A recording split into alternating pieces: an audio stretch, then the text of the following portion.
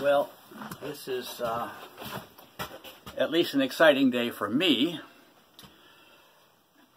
And the first thing I'm doing is taking out a firing.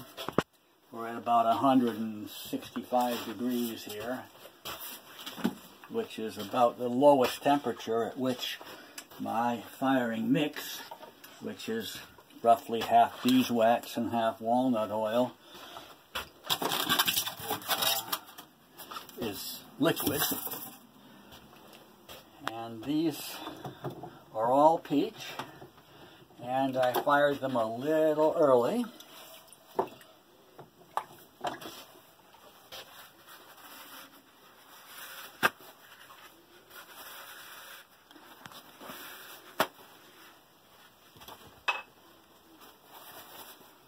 Just because I wanted peach. So they've been soaking for close to a year. Oh, look at that. Wow. It's asking for it.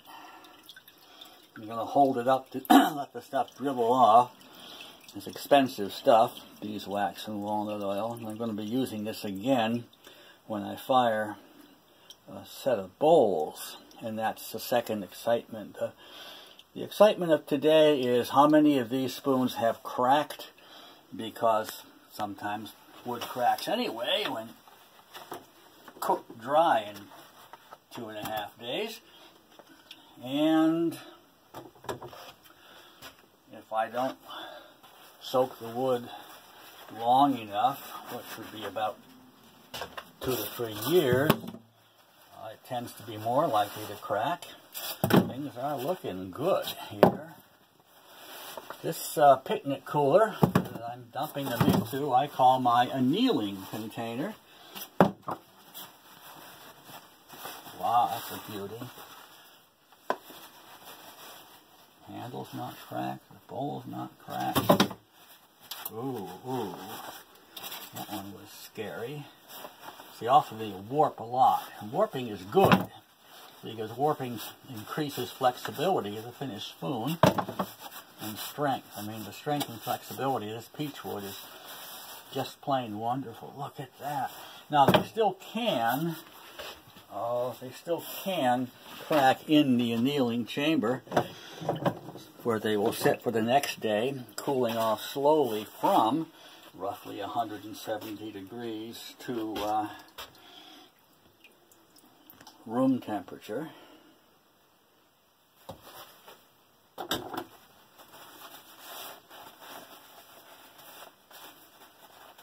Boy, these are going to be wonderful spoons. I may show these spoons to you again when they're finished. I have a couple of stories I promised to tell that I can do while finishing spoons. The same way I told that story of John Greenleaf Whittier earlier.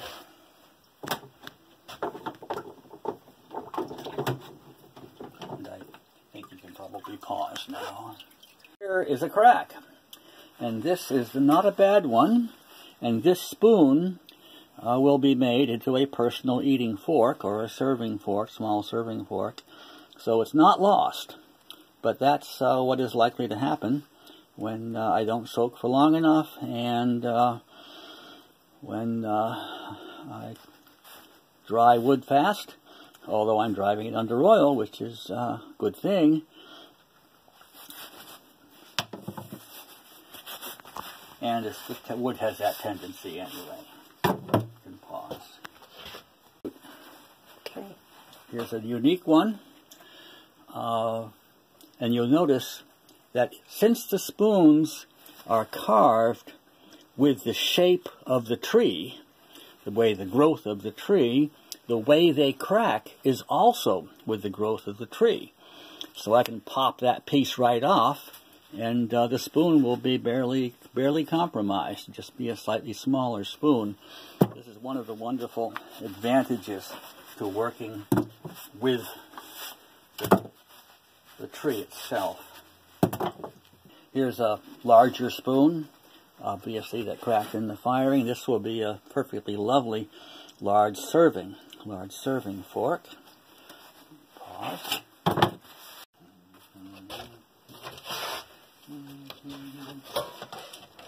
Okie dokie, let us go on. Being as how spoons don't look all that attractive coming out of the firing, I thought I would take a minor digital time out here and move ahead a week, where I have finished 3 of them, so you can see what I'm so excited about. Peach is a rare wood for me because all peach trees are planted by people who want peaches.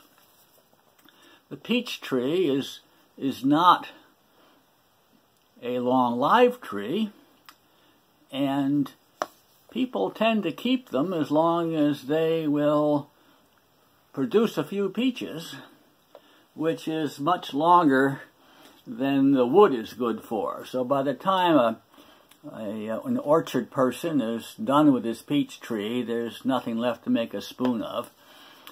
So the only way for me to get peach for spoons is to get trees from somebody who wants them removed before they are done producing, which is rare and requires some politics. In this case, the owner of the orchard retired and did not need so many peaches, and so I'm kind of getting the trees one by one as he's overproducing for his own personal needs. Notice right here a bit of a worm action here, and here we're right on the edge. This is an old peach tree getting ready to give up the ghost. Notice also, if it's for the fun of it, the in curve in this bowl. Now, normally speaking, I would take this out as not proper spoon making. I would make this into a more regular spoon shape. But if you notice, the grain in the wood is curving the same way, and this spoon came out this way naturally. I could have forced it into a more conventional spoon shape, but did not. And that is my philosophy as a craft artist: let the tree speak. And when you see my spoons, and when they seem to be odd shaped, look at the grain in the wood, which of course is very visible in peach, and notice why they are shaped as they are. Ain't this a beauty? Look at the shape of the bowl. And look right here on the edge. We're right on the edge of a dying tree. There's just a little bit of where the worms were, and a little bit of spalting right on the edge there. And there's another spot right here. You can't see it, can you? I can, but you can't. Anyway, peach is special stuff, and it's a good batch, and I hope you get to see it. Here's a wonderful, perfect flaw, just right in the handle, right where the tree itself bent to make this perfectly beautiful spoon. And now we go back to today, a very exciting day, and on comes the next adventure. So, here is the second excitement of the day. These are roughed out bowls made from the root burls of the mountain laurel that was soaking wet and had been soaking for 4 or 5 years before I roughed them out.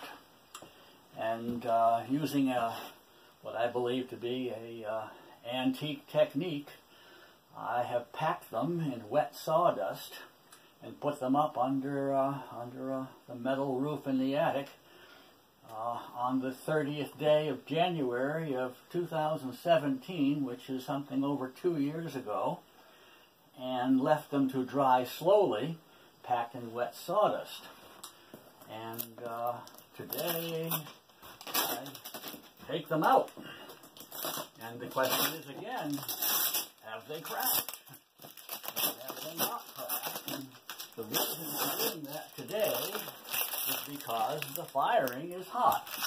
And I don't want to do that. I want to put these in right where the peak spoons came out. So there we go. All right, you ready? Let's see what we can do. I'll tip it towards you.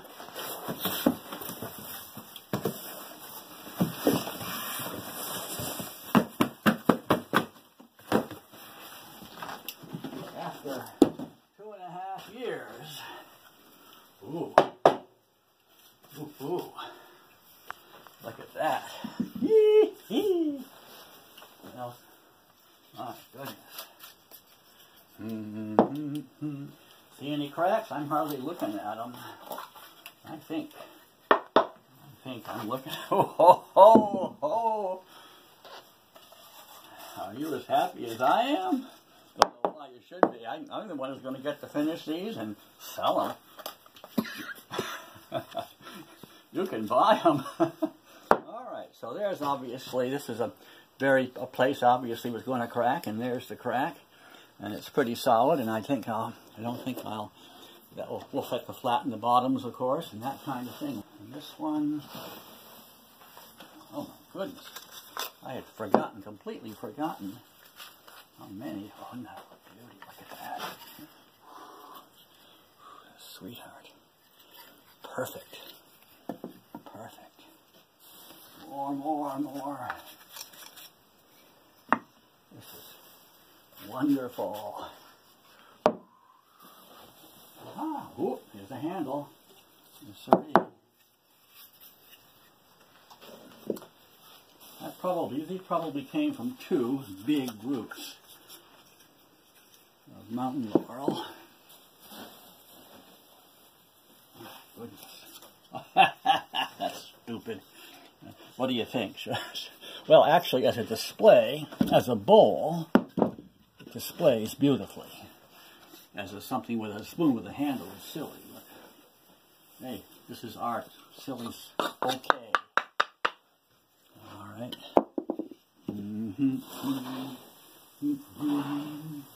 I think we're there. Oops, wait, no. I think we have found the dinosaur. I think we've dug up all the bones.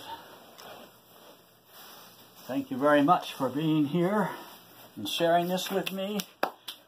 I am a very happy fellow, and I can't imagine how many hours there's still to do on these, but oh boy.